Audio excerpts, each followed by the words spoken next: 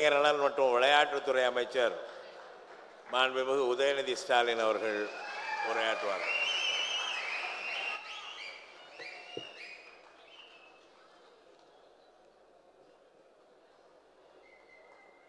இந்த சிறப்பான விழாவிற்கு தலைமையேற்று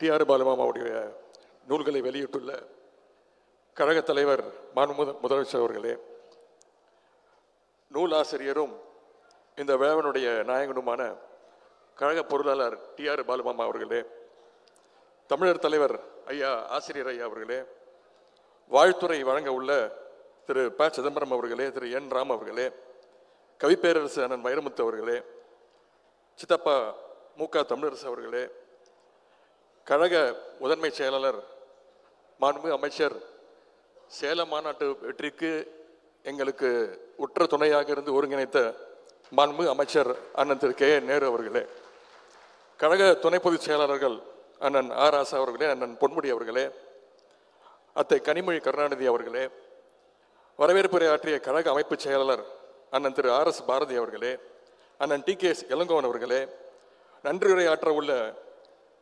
NCBH மேலாண் இயக்குனர் திரு சந்தானம் அவர்களே, மாண்புமிகு அமைச்சர்கள் அண்ணன் முத்துசாமி அவர்களே, அண்ணன் மு.பே. சாமிநாதன் அவர்களே, அண்ணன் தாமோ அன்பரசன் அவர்களே, அண்ணன் செஞ்சி மஸ்தான் அவர்களே, அண்ணன் சேகர்பாபு அவர்களே, அண்ணன் ராணிப்பேட்டை காந்தி அவர்களே, மாண்புமிகு அமைச்சர் சகோதரர் திரு டி.ஆர்.பி. ராஜா அவர்களே, இந்திய கம்யூனிஸ்ட் கட்சியினுடைய மாநில செயலாளர் அண்ணன் முத்தரசன் அவர்களே, மார்க்சிஸ்ட் கம்யூனிஸ்ட் கட்சியினுடைய மாநில செயலாளர் அண்ணன் திரு பாலகிருஷ்ணன் அவர்களே, நாடாளுமன்ற உறுப்பினர்கள் அண்ணன் ஜெகத்ரட்சன் அவர்களே, அண்ணன் தயாநிதி மாறன் அவர்களே, சகோதரர் கலாநிதி வீராசாமி அவர்களே, சகோதரர் வில்சன் அவர்களே, அக்கா தமிழச்சி தங்கபாண்டியன் அவர்களே, சகோதரி கனிமொழி என்விஎன் சோமு அவர்களே, அண்ணன் திண்டுக்கல் ஐ. லியோனி அவர்களே, அண்ணன் சுந்தர், சகோதரர் சிற்றரசு, திரு மயிலை வேலி உள்ளிட்ட அனைத்து மாவட்ட கழக செயலாளர்களே, அண்ணன் தாயகம் கவி, அண்ணன் எஸ்.ஆர். ராஜா, சகோதரி வரலட்சுமி மதுசூதனன் உள்ளிட்ட அனைத்து சட்டமன்ற உறுப்பினர்களே, டாக்டர் ஈழன் அவர்களே, அண்ணன் கிருஷ்ணசாமி அவர்களே, ஐயா திருநாவுக்கரசு அவர்களே, அண்ணன் கம்பம் செல்வேந்திரன் அவர்களே, சகோதரர் அப்துல் மாலிக் உள்ளிட்ட அனைத்து இளைஞரணியினுடைய நிர்வாகிகளே, அண்ணன் கோவி லெனின் அவர்களே, திரு மாப்பா அன்புதுரை உள்ளிட்ட அனைத்து மாவட்ட பகுதி வட்டக்கழக நிர்வாகிகளே, டி.ஆர். பாலுமாமா அவர்களுடைய குடும்பத்தினர் சேர்ந்தவர்களே, உற்றார் உறவினர்களே, மன்னார்குடி தலிக்கோட்டையிலிருந்து இங்கு வந்துள்ள நம்முடைய உறவினர்களே, முத்தமிழறிஞர் டாக்டர் கலைஞருடைய உயிரினும் மேலான அன்பு உடன்பிறப்புகளே, அத்தனை பேருக்கும் என்னுடைய வணக்கத்தை நான் தெரிவித்துக் கொள்கின்றேன். டி.ஆர். பாலுமாமா அவருடைய இந்த 4 புத்தகங்களை வெளியின்ற நிகழ்ச்சியில் பங்கேற்பதில் மிகுந்த மகிழ்ச்சி அடைகின்றேன். சேலம் மாநாட்டை மிகச்சிறப்பான ஒரு வெற்றி மாநாட மாற்றி காட்டிய உங்கள் அத்தனை பேருக்கும், ஒருங்கிணைத்து உங்கள் அத்தனை பேருக்கும், இளைஞரணி தம்பிமார்களுக்கும் இந்த நேரத்தினுடைய நன்றியை நான் மீண்டும் தெரிவித்துக் கொள்கின்றேன். சேலத்தில் லட்சோப இளைஞர்கள் கூடிய நம்முடைய கழக இளைஞரணி மாநாட்டிற்கு பிறகு நாம் அனைவரும் ஒன்றாக பங்கேற்கின்ற முதல் நிகழ்ச்சி, அதுவும் இந்த அரங்கம் புதுப்பிக்கப்பட்டு நடக்கின்ற முதல் நிகழ்ச்சி என்று நினைக்கின்றேன். எனவே அதற்கும் இந்த நேரத்தில் நம்முடைய பொருளாளர்களுக்கு வாழ்த்துக்களையும் பாராட்டுகளையும் நான் தெரிவித்துக் கொள்கின்றேன். இந்த நேரத்தில் நான் அவருக்கு நன்றி கூற கடமைப்பட்டுள்ளேன். ஏனென்றால் இளைஞரணி மாநாடு மிகப்பெரிய ஒரு வெற்றி மாநாடு நடத்தி காட்டியிருக்கின்றோம். அதற்கான செலவு முழுக்கவும் பொருளாளராக அவர் தான் எங்களுக்கு கொடுத்திருக்கின்றார். பாதை மாறா பயணம் அப்படிங்கிற அந்த புத்தகத்திற்கு நம்முடைய முதலமைச்சர் அவர்கள் எழுதியிருக்கக்கூடிய அணிந்துரையில் பாலு அவர்கள் கலைஞருடைய தொண்டரா, தோழரா, உடன்பிறப்பா, செல்லப்பிள்ளையா, பற்றாளரா என எண்ணுகிற அளவுக்கு எல்லாம் கலந்த கலவையாக இருக்கிறார் பாலு என்று எழுதியுள்ளார்கள். இங்கே குறிப்பிட்டு பேசினார்கள். ஏனென்றால் அந்த அளவுக்கு கலைஞர் மீது பற்று கொண்டவர் நம்முடைய பொருளாளர் அவர்கள். முத்தமிழர் கலைஞர் அவர்கள் தன்னுடைய வரலாற்றை நெஞ்சுக்கு நீதி என்று 6 பாகமாக எழுதினார்கள். கலைஞர் வழியில் தன்னுடைய அரசியல் பயணத்தை பாதை மாறா பயணம் என ஒவ்வொரு பாகமாக பாலுமாமா வெளியிட்டு வருகின்றார். அது மட்டும் அரசியல் பயணம் பற்றி பாதை மாறா பயணம் பாகம் 1 மற்றும் பாகம் 2 என 2 நூல்களை அவர் வெளியிட்டார். இந்த ஆண்டு ஜனவரி மாதம் உரிமை குரல், my voice for the voiceless, பாதை மாறா பயணம் பாகம் 3, த மேன் அண்ட் மெசேஜ் என 4 புத்தகங்களோடு இந்த முறை நமக்கு கொடுத்திருக்கிறார். டி.ஆர். பாலுமாமா அவர்களை நான் பிறந்த குழந்தையிலிருந்து எனக்கு தெரியும். என்னை தூக்கி வளர்த்தவரில் அவரும் மிக மிக முக்கியமானவர். கோபாலபுரத்தில் தான் வளர்ந்ததெல்லாம். முத்தமிழறிஞர் கலைஞர்களுடைய அன்புக்குரிய தம்பி, நம்முடைய முதலமைச்சர்களுக்கு உற்ற தோழர். தலைமை என்ன சொல்கின்றதோ அதை அப்படியே ஏற்று செயல்படுகின்ற ஒரு செயல் வீரர். உதாரணத்திற்கு எடுத்துக்காட்டாக ஒரே ஒரு விஷயத்தை இங்கே சொல்ல விரும்புகின்றேன். நேற்று முன்தினம் சேலம் மாநாடு நீங்கள் எல்லாம் வந்திருப்பீங்க, பார்த்துருப்பீங்க, தொலைக்காட்சியில் பார்த்துருப்பீங்க. தலைவர் அவர்கள்கிட்ட நான் நீங்கள் ஒரு மாலை 5:30 வாங்க, ஒரு 6 மணிக்கெல்லாம் உங்களுக்கு நாங்கள் மைக் கொடுத்துட்றோம், 6:30 மணிக்கு நீங்கள் கிளம்பி பேசிட்டு கிளம்பி போயிடலாம் அப்படின்னு நான் வாக்குறுதி கொடுத்துருந்தேன். காலை 9 மணிலேருந்து ஆரம்பித்து அத்தை கனிமொழி அவர்கள் தான் நம்முடைய கொடியை ஏற்றுறாங்க. மாணவரணி செயலாளர் மாநாட்டை திறந்து வச்சாங்க. கலை நிகழ்ச்சி 22 பேச்சாளர்கள் பேசுனாங்க. இல்லை ஆளுக்கு 10 நிமிஷம் அப்படின்னு. தலைவர் அங்கேருந்து கிளம்பிட்டாரு. அப்போவும் பேச்சாளர்கள்லாம் பேசிக்கிட்டு இருந்தாங்க. மேடைக்கு வந்துட்டாங்க. அதன் பிறகு ஒவ்வொருத்தராக நாங்கள் சீக்கிரம் முடிக்கணும். அரை மணி நேரத்தில் 7 பேர் பேசி முடிக்கணும்.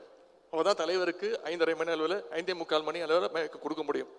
அப்பொழுது அண்ணன் தயாநிதி மாறன் பேசிகிட்டு இருக்கும்பொழுது அவர்கிட்ட கொண்டு போய் சீட்டு கொடுத்தோன்னே அவர் கோச்சிக்கிட்டார், செல்லமாகவே கோச்சிக்கிட்டார். என்ன நிப்பாட்ட சொல்கிறீங்களா அப்படின்னு.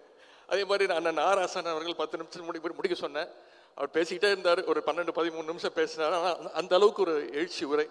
அதன் பிறகு கனியத்தை துணை பொதுச்செயலாளர் கனிமொழி அவர்கள் பேச ஆரம்பித்தாங்க. என்கிட்ட கேட்டாங்க எத்தனை நிமிஷம் பேசணும்னு. நீங்கள் பேசுங்க அப்படின்னு சொல்லி ஆனால் கரெக்டாக 10 நிமிஷத்தில் முடிச்சுட்டாங்க. அதன் பிறகு நான் பேச வேண்டியது, நான் கிட்டத்தட்ட ஒரு 22-23 நிமிஷம் பேசினேன். அதன் பிறகு பாலுமாமா பேச போகிறாரா இல்லையா அப்படின்னு நினச்சிக்கிட்டே இருந்தோம். மைக்கை பிடிச்சாரு.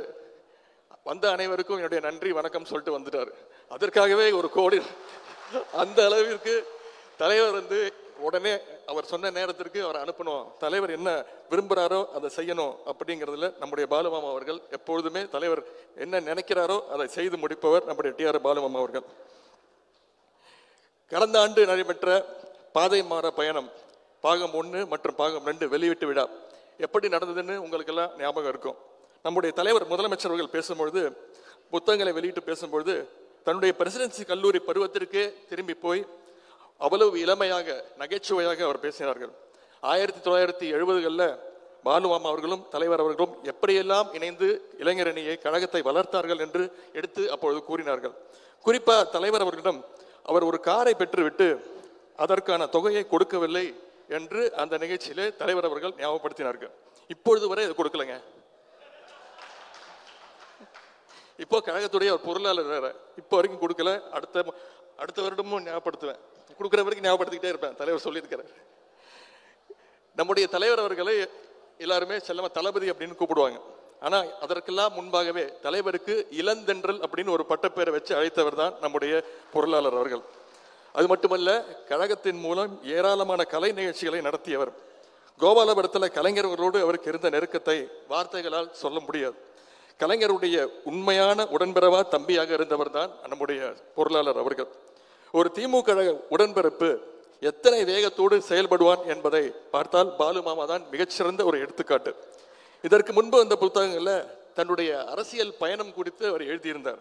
இந்த முறை இன்றைக்கு வெளியிட்டுள்ள நூல்களில் ஒன்றிய அமைச்சராக தான் மேற்கொண்ட பணிகளை விளக்கி எழுதியுள்ளார்.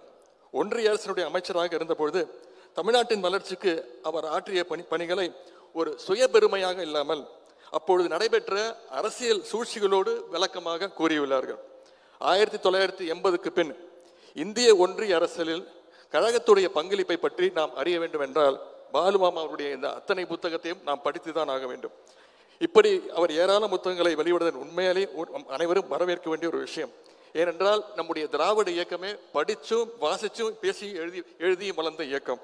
நம்முடைய நீதி கட்சி தலைவர்கள் தந்தை பெரியார், பேரறிஞர் அண்ணா, முத்தமிழர் கலைஞர் என நம்முடைய தலைவர்கள் அனைவருமே பத்திரிகை நடத்தியவர்கள்.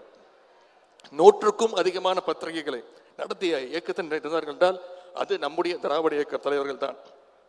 அந்த வழியில் தான் இன்றைக்கு நம்முடைய திராவிட முன்னேற்ற கழகமும் எழுத்திற்கும் வாசிப்பிற்கும் முக்கியத்துவம் கொடுத்து வருகின்றது. அண்ணா நூற்றாண்டை முன்னிட்டு கோட்டூர்புரத்தில் கலைஞர் அவர்கள் அண்ணா நூற்றாண்டு நூலகத்தை திறந்தார். அதே போல கலைஞர் நூற்றாண்டில் நம்முடைய தலைவர் அவர்கள் மதுரையில் கலைஞர் நூற்றாண்டு நூலகத்தை திறந்து வச்சிருக்கிறார். கலைஞர் நூற்றாண்டை முன்னிட்டு தொகுதிக்கு ஒரு கலைஞர் நூலகத்தை திறக்க வேண்டும் என்று இளைஞர் அணிக்கு தலைவர் அவர்கள் உத்தரவிட்டார்கள். இதுவரை 15 நூலகங்களை தமிழ்நாடு முழுக்க திறந்திருக்கின்றோம். அதேபோல் கலைஞருடைய மூத்த பிள்ளை முரசொலியில இளைஞரணி சார்பாக முரசொலி பாசறை பக்கத்தை தொடங்கினோம். அது ஒரு வருடம் ஆகிவிட்டது. முத்தமிழர் பதிப்பகத்தை இளைஞரணி சார்பாக தொடங்கி அதில் வெளியான கட்டுரைகளை தொகுத்து 9 நூல்களாக கொண்டு வந்துள்ளோம். இந்த நிகழ்ச்சியிலே நான் ஒரு பதிப்பாளராகவும் பப்ளிஷராகவும் இந்த நிகழ்ச்சியிலே நான் கலந்து கொண்டு கலந்து கொள்கின்றேன். அந்த புத்தகத்தையும் நம்முடைய முதலமைச்சர் அவர்கள் தான் வெளியிட்டாங்க. அதேபோல் எங்களுடைய சேப்பாக்கம் திருவல்லிக்கேணி தொகுதியில் கலைஞர் நூற்றாண்டை முன்னிட்டு ஒரு நடமாடும் நூலகத்தையும் கூட திறந்து வச்சிருக்கிறோம். 1500 புத்தகங்கள், அது நடமாடும் நூலகம். கழகத்தில் நம்முடைய தலைவர்கள் எழுதுகிறாங்க, பொருளாளர் எழுதி கொண்டிருக்கிறார், அமைச்சர்கள் தொடர்ந்து எழுதி கொண்டிருக்கிறார்கள், புத்தகங்கள் வெளியிட்டுக் கொண்டிருக்கிறார்கள். அனைவரும் இளைஞரணி உள்ளிட்ட அனைத்து அணிகளும் நூல்களை வெளியிடுகின்றன. இப்படி ஒரு அறிவு இயக்கம் இந்திய ஒன்றியத்திலேயே கிடையாது. இதற்கு ஒரு உதாரணமாகத்தான் இந்த நிகழ்ச்சியில் பங்கு பெறுவதில் நான் மிகுந்த மகிழ்ச்சி அடைகின்றேன். இந்த இடத்துல இன்னொரு முக்கியமான விஷயத்தை நான் குறிப்பிட்டாக வேண்டும். சேலத்தில் 2வது மாநில மாநாடு. அனைத்து மாவட்ட கழக செயலாளர்களும் அனைத்து அணிகளும் மாநாட்டிற்காக நிதி கொடுத்தாங்க, போட்டி போட்டுக்கொண்டு நிதி கொடுத்தாங்க. இதுவரை வந்த நிதி 59 கோடி ரூபாய். சேலம் மாநாட்டிற்கு அனைத்து மாவட்ட கழக செயலாளர்களும் அனைத்து அணிகளும் கொடுத்த நிதி. ஐடிவிங்களுடைய செயலாளர் சகோதரர் தொழில்துறை அமைச்சர் திரு டிஆர்பி ராஜா அவர்கள் ஐடிவிங்கின் சார்பாக எங்கள் அணிக்கு எங்களுடைய மாநாட்டிற்கு அவர் கொடுத்த தொகை 25 லட்சம். டிஆர் பாலுமாமா கழகத்துடைய பொருளாளர் எங்களுக்கு கொடுத்தது வெறும் 1 லட்சம். பொருளாளருக்கு டிஆர்பி ராஜா கொடுத்தது 25 லட்சம், மாமா கொடுத்தது வெறும் 1 லட்சம். பரவாயில்ல, நிதி தான் கொடுக்கல. ஒரு பொருளாளர் உங்ககிட்ட ஒரு வேண்டுகோள் வைக்கிறேன். மாநாட்டிலும் இதே வேண்டுகோளை தலைவர்கிட்ட வச்சேன்.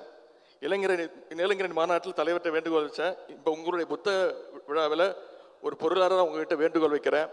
வருகின்ற நாடாளுமன்ற தேர்தலில் இளைஞர்களுக்கு அதிகமாக வாய்ப்பு கொடுங்க. எக்ஸ்பீரியன்ஸ் முக்கியம்தான், இருந்தாலும் இளைஞர்களுக்கு அதிக வாய்ப்பு கொடுங்க, தகுதியான இளைஞர்களுக்கு வாய்ப்பு கொடுங்க. தலைவர் யோசிச்சாலும் நீங்க தலைவர்கிட்ட சொல்லுங்க. எனவே இந்த புத்தக விழாவில் கலந்து கொண்டு உங்களை எல்லாம் சந்திப்பதில் மிகுந்த மகிழ்ச்சியை தெரிவித்துக் கொண்டு வாய்ப்புக்கு நன்றி கூறி விடைபெறுகின்றேன். நன்றி, வணக்கம். இந்த வீடியோ உங்களுக்கு பிடிச்சிருந்தா ப்ளீஸ் லைக் அண்ட் ஷேர் பண்ணுங்க. மறக்காம எங்க சேனலை சப்ஸ்கிரைபும் பண்ணுங்க.